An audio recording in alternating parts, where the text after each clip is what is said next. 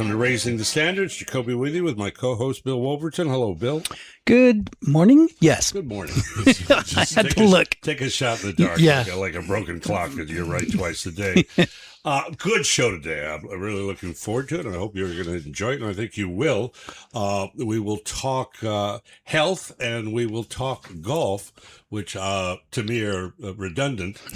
But so we're going to talk to, later in the program, talk to Michael Doda, who's a general manager at the TPC Pasadena. Find out what's going on over there.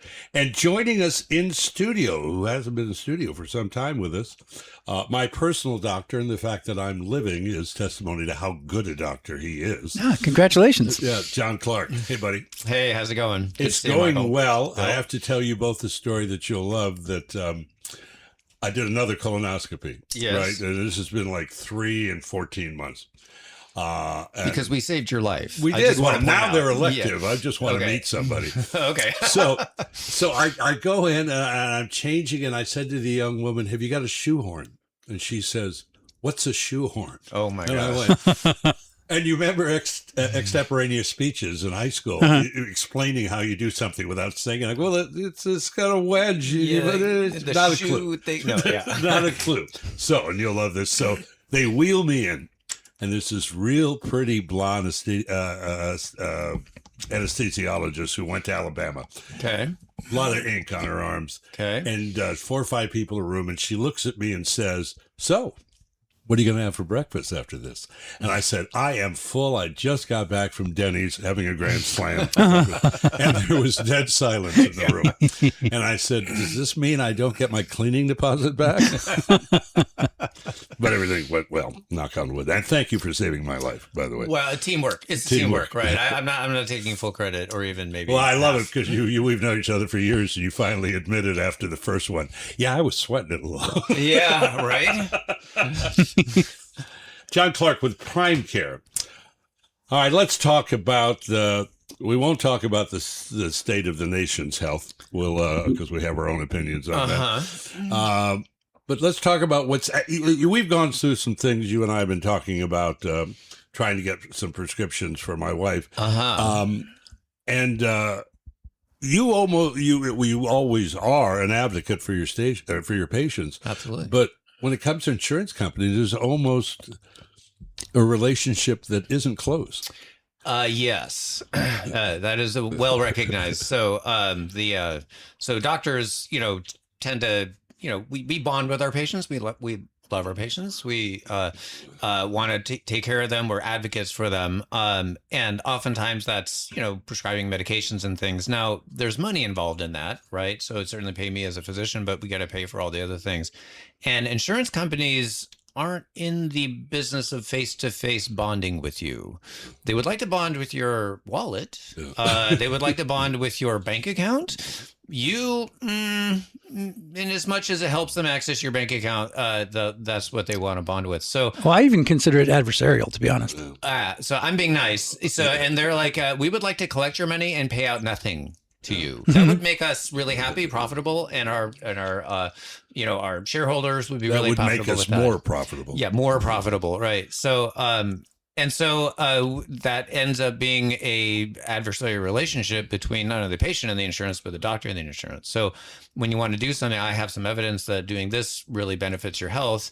I get it. Part of my responsibility as a physician is to make sure I'm not running out the bill unnecessarily, that I'm actually prescribing or saying to do things that actually have evidence that it actually helps and that it's worthwhile. So that becomes the rub right there. Do you have less control as a physician than you had 20 years ago? Absolutely. Yeah.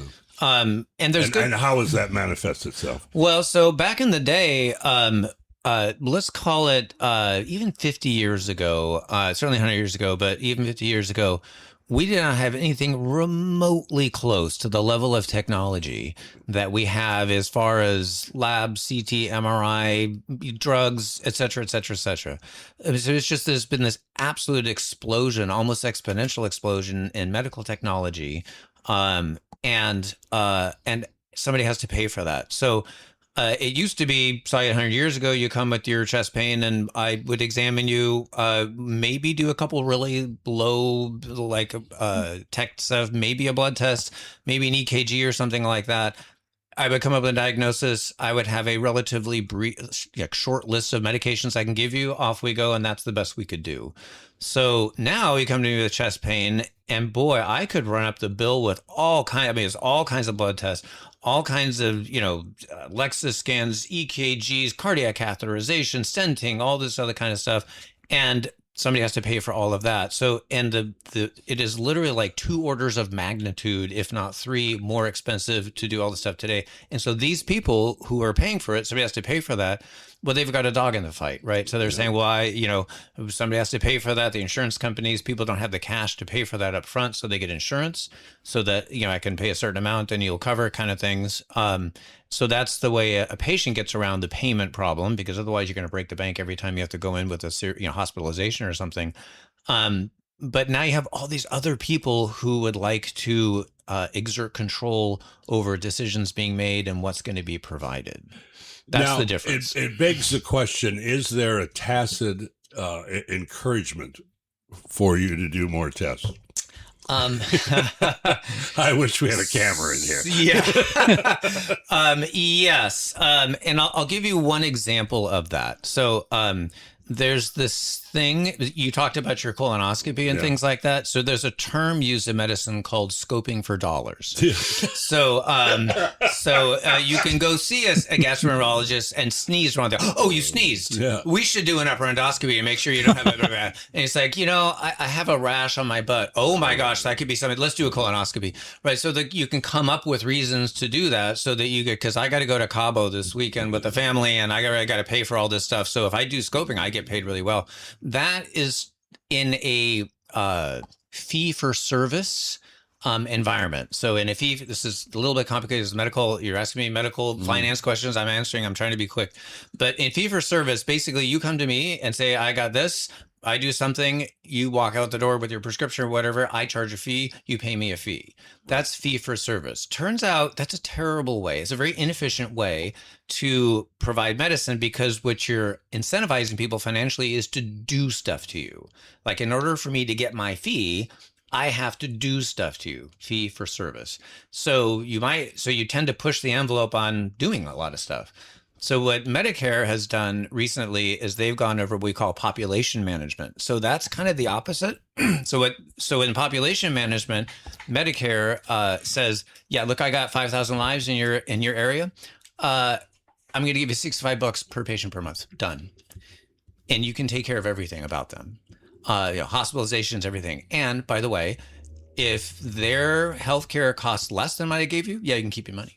You got it. If their healthcare costs more than what we gave you, yeah, we're not giving you any more money. So now in that population management, it's like, okay, if I do stuff to you, now I lose money as a practitioner because I already got the money. You gave me the money up front. The more I do to you, now I'm making less money because I have to pay for all of that.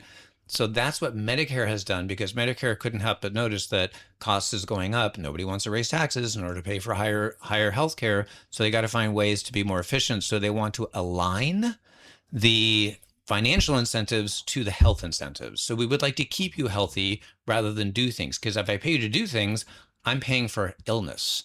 If I pay you to keep somebody healthy and prevent illness, well, then people stay healthier. Was that too complicated? No, it makes sense. Yeah.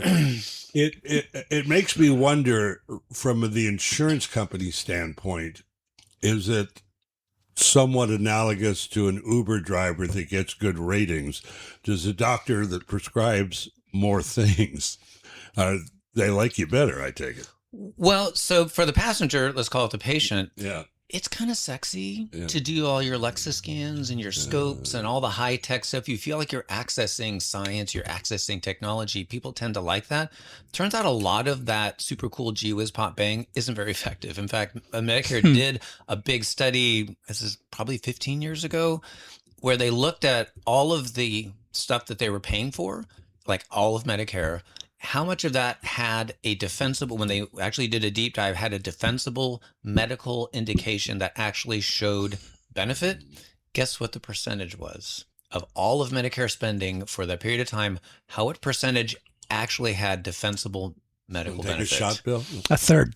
I'm going to guess a fourth. It's 2/3. Two-thirds. 2/3 had defensible. 1/3 was worthless. Worthless. And we're talking a I don't know what Medicare is, but hundreds of billions of dollars. So there's this vast waste because it's a fee for service, because you're incentivizing people to do stuff. So that's when they said, look, we got to switch this because nobody wants to raise taxes to pay for more of this.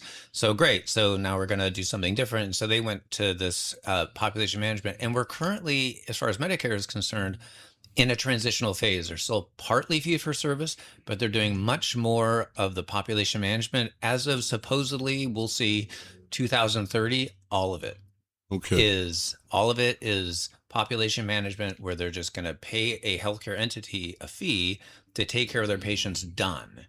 And then it's up to that entity to manage those funds. That's a predictable expense. I see the benefit of that. Yeah. My relationship with my doctor is also predictable. I pay her a monthly amount, and then I see her or I don't. Most So months it's a I concierge don't. kind It's of concierge, a yeah. model. Yeah. And it's been that way for, 15 years or something. Right. And it works for me. I have to also have insurance, so I'm paying twice. One Right. for the doctor I have a concierge relationship, and then one for the required insurance I have to have. Well, and So you have a probably healthcare person on retainer, essentially. I do. And then I also have a Kaiser doctor. So I've got sort of two ways to go. Well, and also the concierge deal you have probably doesn't cover being admitted to the hospital for acute appendicitis and No. getting a surgery and stuff like that. So that's where you need the insurance, because Yeah. that hospitalization will be, I don't know, $50K or something like that, which if you don't have the insurance, you got to pay. They'll bill Right. you for that.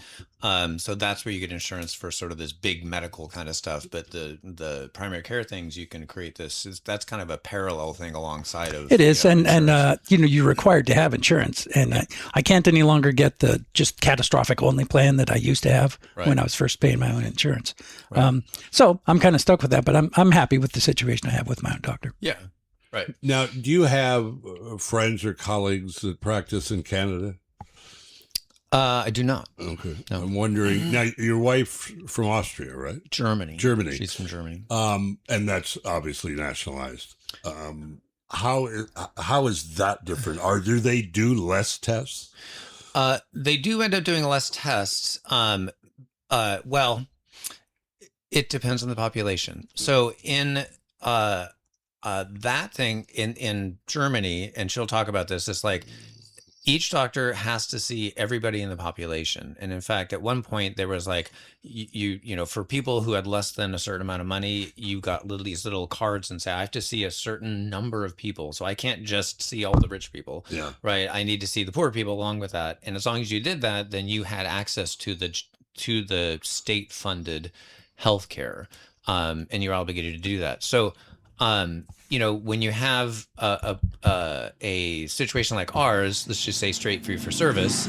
Well, if you're well heeled and living in Carmel, tell me what you would like. We're more than happy to provide you whichever you want. If you're Jose from Oaxaca, who came up here to work and do backbreaking labor in the field for one of our produce guys and makes virtually nothing, yeah, we're not so much going to do whatever you like for you because you can't pay cash. You can't pay the money, right? So you're not well heeled. So so it depends on the population. So essentially it's a little in the like Germany and Canada, it's harder to get things done because you're more equitably applying medicine to the entire population, poor and rich, and it becomes a little bit more, and it turns out that there's not enough of it for everybody to go around. Now, many of those systems also have, you can get a private rider and I can pay my money and I get my extra thing or something like that on top of that, but that's separate from the system. So apparently there's no pill for inequity. Yeah, don't have it. You would love that. Not sure I would give that to. Talk to us a little bit about what's a procedure that's available that you would love everybody to have. A procedure. I'm gonna say actually colonoscopy comes to mind as a good. So I'm a primary care doctor. I'm very much into prevention, And I'm kind of into bread and butter stuff, like the G Whiz Pop Bang Pet the Bit the Beat with the whatever. Like full body scans. Yeah, and stuff. I mean, it's like okay. you know, please don't get me started. So I would just like some really basic stuff. That you know, so if you're asking for procedures.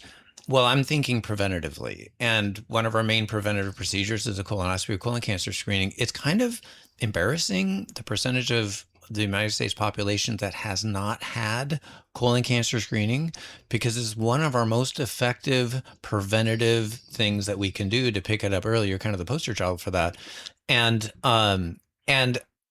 if everybody could do it, honestly, the cost, even though you're giving the colonoscopy to everybody, the cost of medicine would be so much less, because I don't have to pay for colon cancer surgeries, chemotherapy, and all the other stuff, which are fantastically expensive. It would be a lower cost for the population if we could do that. I'll even go past the procedure. If I could just get everybody to get screening for hypertension. Okay. Do you know, like, And is that a fairly simple procedure? Go to your doctor and get your blood pressure checked. Yeah. Okay. And when you look at the percentage of people who have had that done, it's kind of embarrassing from a healthcare perspective. And you know how much money just treating hypertension. Like if I tried one disease that I could treat for the entire population to save a vast amount of money, it'd be hypertension. And you would just save so much strokes, heart attacks, just blindness. I mean, there's just so much, and we don't do a really good job of it because there's a ton of people, because you don't have symptoms of hypertension, you got to go see your doctor to get screening, and once you find it, once you treat it, the lifetime risk of those things goes way down. And you save a ton of money for a very inexpensive and easily treatable condition. And you talk about the changes in technology. You can do home blood pressure checks. Now it's pretty simple. Right, you go see it for $30, $40. You go get your blood pressure. You just check it at home. In fact, they got machines in the pharmacies. You just stick your arm in it, and you get a blood pressure check. Right, beauty. Right. Yeah. Well, Bill's just holding one up. Yeah, I've got a spreadsheet here on my computer that has my blood pressure on it. Now, you're good with these over-the-counter machines? Oh, let me tell you where we're going in the future. So right now, when you come in, like a patient comes in to see me, we say, hey, which blood pressure? People come with their little papers with their I got my blood pressure cuff and they checked it. Here's my list of, 20 readings over the last, 3-6 months or something. And I review that. So where we're going is that you can now go to the back of the Apple store, kind of there to the left in the back, and you can get your Fitbit, your blood pressure check, your scale and everything, and it'll all connect up to your phone into a healthcare app that you could then send to your doctor. And we could have the quality of those tests are pretty much the same. They're good. Yeah. So I think they need to be calibrated. If you get your blood pressure check, you should take it to your doctor and have them check your blood pressure, your device, against them to make sure you get accurate readings. But once your technique is down and you're getting accurate readings, off you go. Same thing with blood sugar. Same thing with weight. You can do it for other sort of disorders as well. And what's going to happen in the future is that you're going to walk in your doctor's office. You're going to have these things. Your doctor's going to have a readout from the last 6 months of multiple things accessing what's happening at home. Now, maybe you don't want them to know that stuff, what's happening at home, but that would be great, because now I don't have just a little sheet of paper with a few blood pressures written on and a weight from here comparing to there. I have in real time, you're sending me information that I have a computer, AI, whatever, that can process and I can access. Let me tell you how that saves a ton of money. Let's say you have heart failure. And one of the main things that will show if you have a history of heart failure and increased risk is your weight. If your weight's going up, you're retaining fluid. So let's say you have heart failure and you're sending daily weights, and we have a computer that says, oh, look, this patient gained 10 pounds in the last 10 days. That's going to trigger a call from my case manager. Hey, she's really nice. It's like, hey, can't notice your weight went up. How you doing? It's like, oh, I ran out of my this medicine, the other thing like that. Oh, we should get that refilled. Because if we do that, the patient gets back on track. You know what that prevents? An admission for heart failure. That's $50K or $100K. In order to address that, we save a ton of money and the patient stays healthier.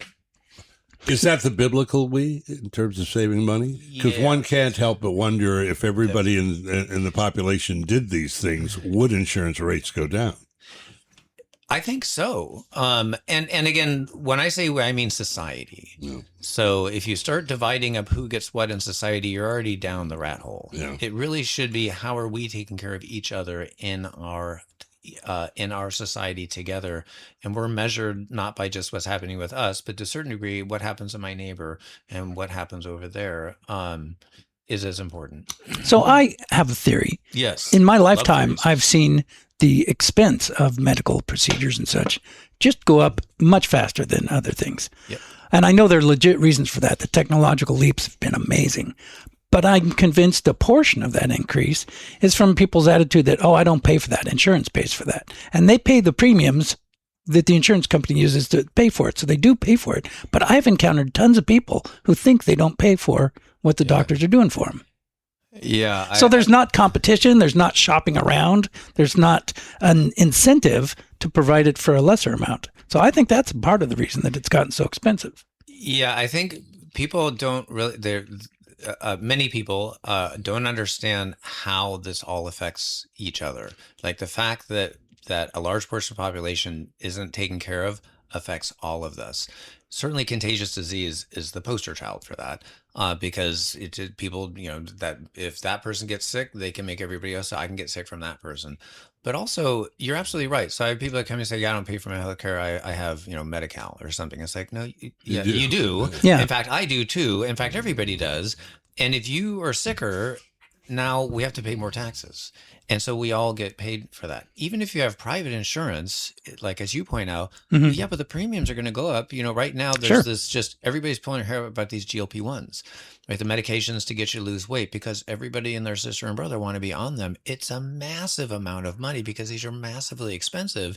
And the insurance and the pharma is just making just money hand over fist on it. And somebody has to pay for it. And you know what? We all pay for that. I pay for my neighbor's GLP-1 and the guy across the street and the guy on the other side of the country is GLP-1s because my insurance premiums go up to pay for all of that. You can't think of yourself as isolated from the rest of society. It actually doesn't work. So I'm in total agreement with what you said. There are a lot of people who just don't get it. Yeah. Well, yeah, indeed. You talked about blood pressure and how it's like perhaps the ultimate no-brainer. And I know you hear this every day that, well, whenever I go to the doctor, my blood pressure goes up. Yeah, that always happens. And it's true in a lot of situations. It is absolutely true. My wife's a classic example. I mean, she'll take blood pressure. It'll be up 30 points. Really? Yeah, when she sees John, and I don't. White coat hypertension. White coat I mentioned. Yeah. But here's the thing. Here's the difference. My next question is, I do notice your blood pressure's up. How is yours at home when you check your own? Yeah. And she says, I'm checking it twice a week and they've all been this. And I know I've calibrated her blood pressure cuff. It's like, I'm less worried. Yeah. But the patient comes out, how is your own? Well, I don't check my own blood pressure. Well, now we need to do that because you might have hypertension. This might not be right carb. And maybe it is, but maybe your blood pressure also, but you need to now participate in monitoring your own health and be an active participant in your health. And we need to figure out what's going on with that. So that's the, it's like if people, it's only when I go there. Well, how do we know that? Well, I don't know. I just think that. Great. Have you checked it other times? No, I haven't checked it. Bingo. And blood pressure is essentially what checking it is essentially what an oil gauge or a light that goes on in your car. I mean, you see it go off, you may, I'm out of oil.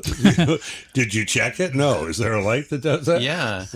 And also there might be something wrong with your car and your car might freeze up on the freeway on your way to Utah or something. And you probably want to get that fixed before you go off on your trip or something like that. Right. I should tell you, Bill, that, and we talked about not to dwell on colonoscopies, but John, we had done Cologuard. And my first colonoscopy, I was over 70. So it was like 2 years or a year and a half ago. And John said, if it ever comes back positive, you're going to need to get a colonoscopy because I'd never had one. So he calls me and he says, it came back positive. You're going to have to get it. And I said, on a scale of 1 to 10, how much should I worry? 1 being don't lose any sleep, and 10 being my wife should get her black dress clean. And John said, I'd say about a 2, but have her keep the dress clean. But interestingly enough, now I used to, and I think that 15 years ago this was the case, that after 70 you wouldn't get any more. Now all of a sudden, I said to my doctor, Dr. Wu, who you know, says, "Okay, you look good, you're fine. We're going to stretch it out to 3 years." And I said, "I'm 74." He goes, "Yeah." He says, "We do it till 85 now." And I said, "Well, there is profit in longevity, isn't there?" Well, yeah. So, but you're a special case because you didn't have a normal colonoscopy. If you had normal colonoscopy, we stop at 75 these days, by the way. Okay. If you had normal colonoscopy, you stop at 75. Now, if you had precancerous findings, we're extending that. Okay. Yeah, we'll extend it off to 85 easily just because of your higher risk. If you're at baseline risk, yeah, stop at 75. Right now is the recommendations. Now, colon cancer is on the rise in the society. Because of diet? Theories, there's lots of theories about why that is. I don't know if we've convincingly said it may actually be more obesity than it is, which is related to diet. High fiber diet lowers the risk. I've heard it's rising in young people in particular. That's the thing. It's people. So we start at 40. We used to start at 50. Now we start at 45 because of this increase in younger people. So people are going like, well, that doesn't really make sense with the whole obesity thing necessarily. Is there something toxic out in the environment or something that we're getting now? Is it the microplastics or something? And there's lots of theories. I have not heard a convincing reason for that, but that's a population trend that we see, and so now we adjust. We need to adjust to that. We'll work out the details later, but let's just keep screening. So we, I think 3 years ago, dropped it from 50 to 45. Maybe 5 years ago now. So now we do colon cancer screening, which could be the Cologuard, it's fine, or a colonoscopy, especially, that's fine too. But especially if you had an increased risk of something, probably go to a colonoscopy. Dad, my response to the word precancerous is what isn't. Yeah. And I said that to John. He goes, "Yeah, you're right. Everything's precancerous." Well, there's a risk, the risk benefit, that's a risk benefit equation. Everything we do in life has a risk benefit, right? Getting up and driving here had a risk, right? And the benefit is I get to see here with you two lovely gentlemen, and we have a nice talk on the radio. So that's a benefit. I think the benefit far outweighs the risk, but that's I'm willing to take the small risks, to get here. When my kids were young, in public, I could just say RR, and they knew that meant risk versus reward. And because I tried to condition them, think about what you're doing. Just pause for a second. RR. Yeah, so fairly frequently, I would say that. No one else around us knew what that meant. Yeah, I love that. You're going, oh, you're going to go with this skydiving. Okay, that's interesting. Good. Off you go. You're listening to Raising the Standards. Delighted to have you with us, John Clark, who, again, is my doctor and from Prime Care. I know you're on call today, so we'll start thinking about wrapping it up. Another question, and particularly if you watch a lot of MSNBC or any of the news show that are aimed at baby boomers, you are constantly barraged with new drugs, and half. I find if it's a 60-second commercial, half of it is disclaimers. By the way, you could have suicidal thoughts. Right.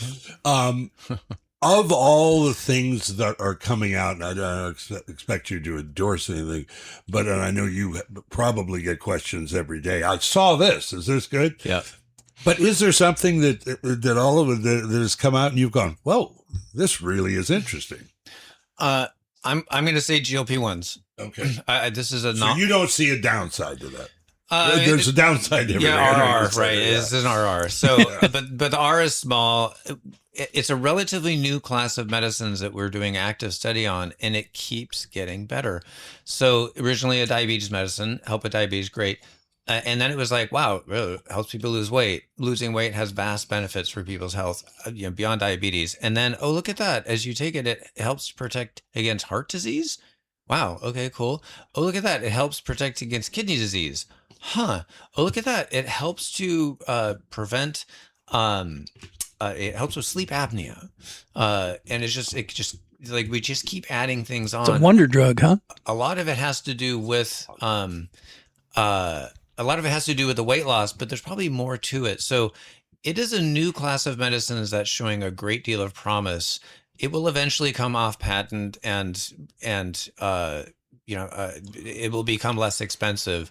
I don't think Jacoby and I should see those ads. I think only you should see those ads. Yeah. Because we're not experts. No. The most egregious example of marketing to civilians, in my experience, was the little purple pill. I used to see TV commercials where they'd say, ask your doctor if the little purple pill is right for you. And they didn't talk about what it treated. They didn't talk about anything to do with what it was in particular. They just wanted everyone watching television to ask their doctor if they needed that. Now there again, a question that arises from that: do the insurance companies, without too obviously pressuring you, do they say, "Hey, if anybody comes in and asks about this, tell them you like it"? No, I never get that from an insurance company or anybody. Were they to return your calls? So there are drug reps. They'll come out. Here's the latest gee whiz cool thing, and this is what it's indicated for. And they'll try to entice me to prescribe it, and that may not be showing me a scientific study necessarily that shows the scientific benefits.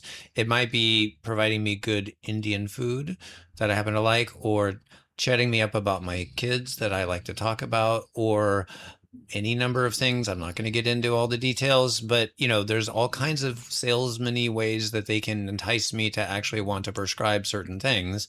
So that happens. But that's sort of the drug rep kind of thing. That's the pharma reaching out, trying to entice me to do that. My kids' pediatricians, they had 4 or 5 of them shared a practice, had to finally say, we're done with drug reps, because they were getting these long lunches all the time where they were getting schmoozed by the drug reps. Yep. And so they just finally came out with the policy, no, we're done with that. Yeah, and I do teaching of medical students and residents and things like that. And I just tell them, look, you need to learn medicine first, so that you can then, because and I give a whole thing on drug reps or thing, but learn medicine first. Now, when the drug rep comes to you, and I've learned things from drug, I don't have a big problem with it, but you need to know what's happening in the moments that you're with them, because a lot of it has nothing to do with the drug or the scientific stuff. There's that's part of it, but there's a whole another thing that they're doing in order to create a positive experience for you. So you associate their drug name with a positive experience, and positive experience is, I'm intentionally keeping that broadly defined, just saying, so that you then, when it comes time that your pen is over your pad, or I guess I'm dating myself, so your fingers are over the keyboard and you're about to put in, something, that name comes up into your mind, right? It's an art, and it's very sophisticated. We're going to pause for a second and be back with Dr. John Clark. Just a second. You're listening to Raising the Standards. We're back with Dr. John Clark, Bill Wolverton, and myself on Raising the Standards, the Internet's finest hour. Anywhere. Indeed. So, John, and I know we're going to get you out of here and wrap it up, but obviously to take away anything from this conversation is other than, wow, Jacoby talks about colonoscopies a lot. That'd be one thing. But that's something you think about, and whether it's Cologuard, whether it's colonoscopy, do it. I mean, get it done. And blood pressure, which is a huge issue, and is as big an issue as it is, it's such a small thing to do. Right. Yeah. You were just talking off air about empowering people. Tell me about that. I think, we were talking about, where does all the money come from, and all these other players that do the technology and things like that. And I think people can begin to feel like the control of their health and medicine is going diffuse out into other people, insurance companies, healthcare systems, pharma and all this kind of stuff. And I really try to emphasize to my patients, like, really try to own your control of your own health. I mean, you are the boss. You are the one in control. And I think we're best served by empowering ourselves, and you can very effectively empower yourself to look after your own health, by, we talked about doing home blood pressure, home blood sugar checks, but also being educated about things. Your doctor is your advocate. It's a patient-doctor relationship. They're there. A doctor literally means teacher. So they're there to help teach you, to help empower you. It's all about you empower. And I think people can really stay very empowered in the midst of all this other stuff. And I think that's absolutely essential for people to actually be motivated to then be effective at taking care of themselves and the people around them. Yeah, and whether you're a patient or a voter, you can see where I'm going with this. It's not about social media. It's about actually learning something and taking responsibility for yourself. But it's not always the easy out. Well, I saw this, and it's not what it's about. And it's what's happening here right now in the room where you are, where you're breathing, where you're sitting. Those are where the substantive decisions happen in that space. And just stay connected with that space. Don't get too off into the thing and the social. And yes, educate yourself and stuff, but it's got to always come back to the moment of the place where you are at and the decisions you're making in that moment, and empowering yourself to be healthy in that moment. John Clark, always good to see you, my friend. Glad to be here. You come back in the fall. We'll get you in the studio again. So you get back. We'll save a life or deliver a baby or whatever. Won't they be the midterms? We'll maybe have some things to talk about up in the midterms. Oh, I'm sure. Like health in the will we talk politics? That's good. Health in the midterms. Yeah, that would be an interesting one. That's good. And I'll see what I can do about that red card you got. Yeah. John Clark, thank you, buddy. All right, you guys. Thank you, Bill, Michael. It's nice to meet you. All right. Bill, that was great talking to Dr. John. Yeah, he's a good guy. It was my first time meeting him. Yeah, he's a good guy, and I love having him on. As I say, he's my doctor, and it's a testimony to how good he is, the fact that I'm still walking upright. It is, he said your colon's a poster child. Hey, I'm not even going to go there. Anyway, we're going to turn to, we were talking about health and golf, which, as I said earlier, is redundant in my life. And we're going to talk a little bit about the TPC at Pasadena. Monterey and the peninsula, everyone talks about the crown jewel of Pebble Beach. And that's true. But there are a lot of jewels in that crown, particularly on the peninsula, and one of them is TPC Pasadena, which is a marvelous facility and track. With us on the line, Michael Duda. Am I pronouncing that correctly, Michael? Spot on. Who's your general manager, right? Correct. All right. Well, we've got that much in line. I've been a big fan of your course since its opening. Paul Spangler was a good friend of mine, and used to play out there a lot. And it really is a remarkable facility. Tell us a little bit about the course and about the club itself. Yeah, absolutely. First, thanks for having me on. I'm always happy to help promote our property in any way that we can. As you mentioned, there's a lot of jewels out here on the Monterey Peninsula, and I think we're still a bit of that diamond in the rough or hidden gem at this point. I don't think this club quite has the notoriety it deserves, so I always love talking about Pasadena and showing it off as much as possible. Can you catch me up? I don't know what it stands for. What's the acronym? The TPC? TPC? Yeah.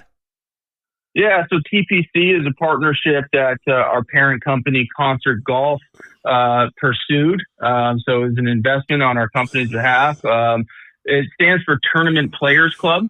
Thank you. Those three letters, they tend to have a lot of weight in golfers' minds as far as, if you have that TPC logo and branding, you're typically another level of exclusivity and playing conditions at a very high level, and guest and member experience at a very high level. So, for us, that was a partnership that we wanted to pursue. Perhaps the best known, and particularly if for those folks that aren't that familiar with golf, of a TPC course would be TPC Sawgrass, which is the one in Florida with the island green.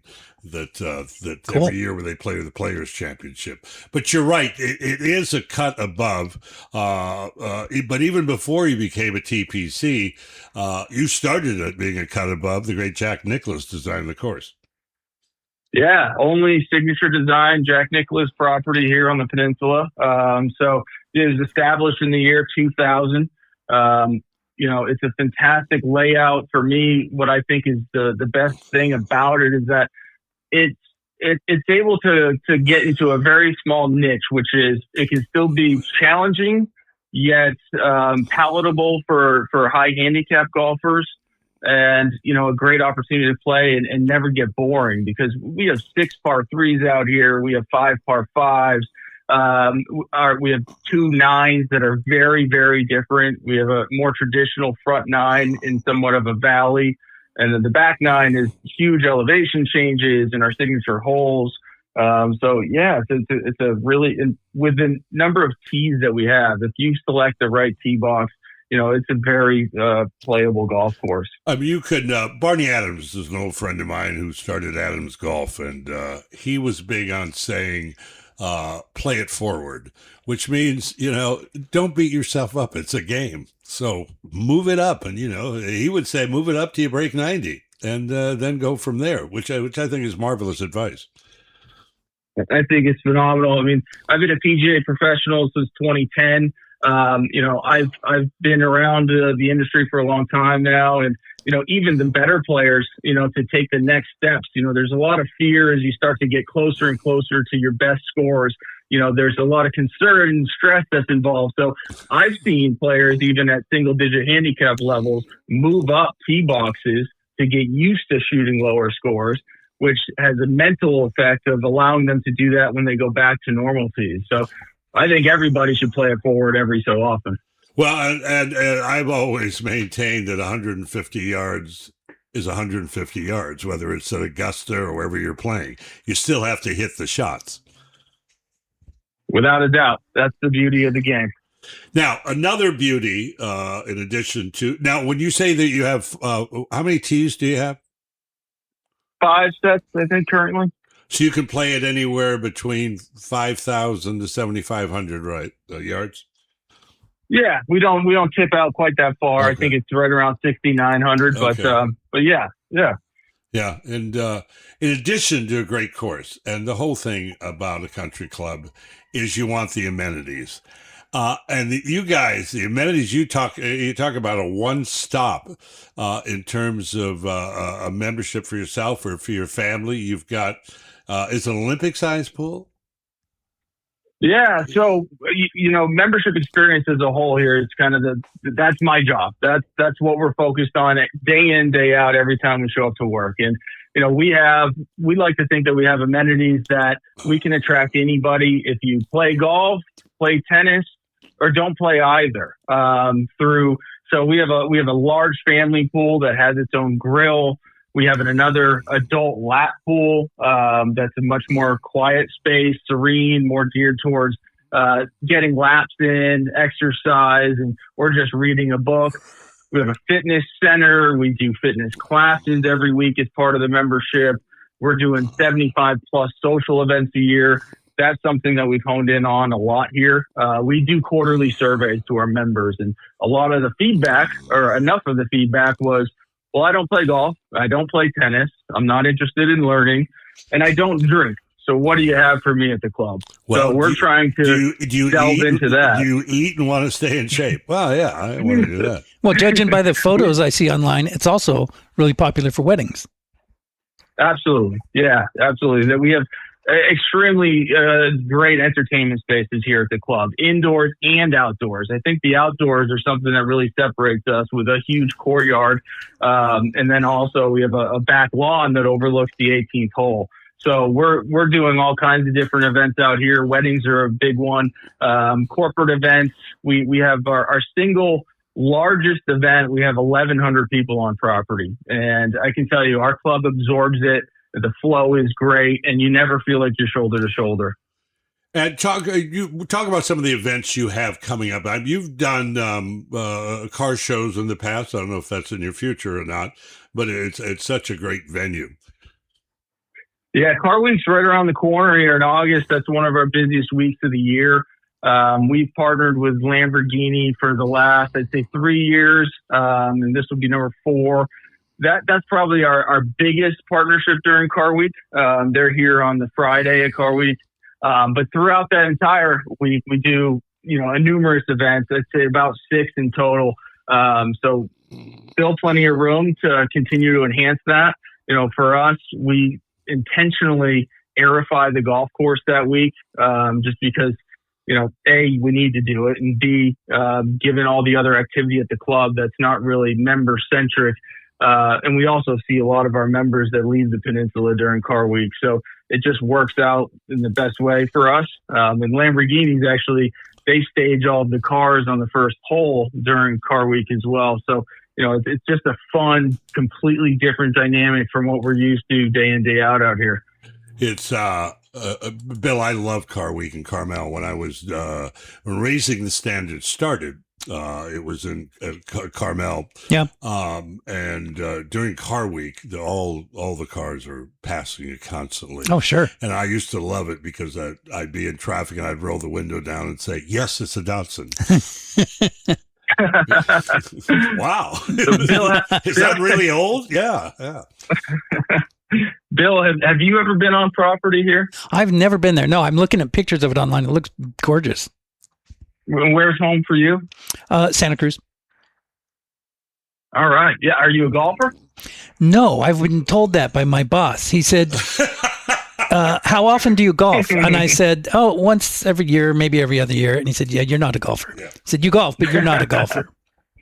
But doesn't seem like a But being svelte like myself, you and I certainly enjoy eating, and the restaurant is absolutely wonderful. Yeah. And it's one of these great places, and I've got a lot of friends that are members out there. Is the membership, Michael, and I'm preaching to the choir here, it's such a fun group of people, and it really is a marvelous social society over there. I'd like to think so. Absolutely. I think we have a very diverse membership here. Anywhere from caddies at Pebble to members that have been here since it was developed in 2000. So we have some, and they live right here in the neighborhood, a lot of those as well. But yeah, I think we're becoming a little bit of a players club. I mean, we have so many single digit handicaps out here. And then, one of the unique things about our property is we curated what we call an industry membership that's specific to Pebble Beach caddies. So we have about 20 or so of those members here as well. And, for us, it's great to give the caddies at Pebble an opportunity to play a private course that's, not inside the gates at Pebble. And B, what better members can you have than caddies that know all the etiquette, know how to take care of the golf course because they're doing it day in, day out. There tend to be really good sticks, and we like the opportunity for them to market because the caddies at Pebble probably see more people coming to the peninsula than anyone else. So we want them to continue to spread the good word about our property because, like I said, we're in that phase and trajectory to really build the notoriety that I think the club deserves, and they're a great help in doing so. And you could, they could tell the foursome that's playing at Pebble Beach, you could take this money and join a private club for what it costs you to play. I'll tell you a cute story that I mentioned Paul Spangler earlier, who used to be vice president of golf at Pebble Beach, which how cool a title is that? Yeah. Vice president of golf. And I don't know if you know Paul, Michael, but prior to that, his dad owned a liquor distributorship and Hawaii was his territory. I'm going, my God, have you lived a blessed life? This is unbelievable. And I was an honorary member for a while. It was me, Ronnie Lott, and Clint Eastwood. Nice. And Paul came to me one day and says, Jacob, we gotta get rid of one of the honorary members. And I said, will Clint be pissed off? They go, it's not him. I go, oh, I guess it's me. Anyway, so folks want to find out more, as Bill pointed out, it is a marvelous website that really gives you a feel of what's going on over there. I highly suggest the website, Bill, is... I don't have it open still. Well, Michael knows it. What's the website, Michael? Yeah. Well, with the rebranding to TPC, it was always the Club at Pasadena, but you can probably find it both ways. But the Club at Pasadena.com still gets you right to where you need to be. And we just finished a marketing video trying to showcase this property because pictures really are tough to give it complete justice. So we made a video with some drone footage, and we actually got Jack Nicklaus to get on that video and say some nice words about the property as well. Yeah.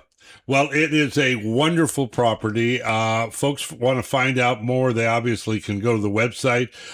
They want to come out if they're interested in joining, and obviously you want to play the course. They can reach out to you or your staff to do that. Absolutely. Reach out to me directly. I handle all incoming new members, so I extend the tours of the property. My email is readily available. My cell phone is everywhere. Every member has my direct cell. So, I encourage everybody to reach out. Michael, thank you, buddy. Michael Doda, General Manager of the TPC at Pasadena. Sure good talking to you, my friend. Absolutely. Thank you guys for your time. Thanks. Take care. Bye-bye. Bye. Got an A-train around there as we sneak out? I could probably scare one Probably up. find one up. What a good show. It's sure good to talk to John Clark and to Michael Doda. Both good guys. And boy, check your blood pressure and go out and play some golf. Yeah. Don't do the colonoscopy, No. of course. That's not going to work. Anyway, the A-train's on its way in. I am on my way out. Good seeing you, Bill. Yep, likewise. As always, this show has been for Mark, for Georgianne, and for you. So until next time, when we raise the standards, I'm Jacoby. I'll see you soon.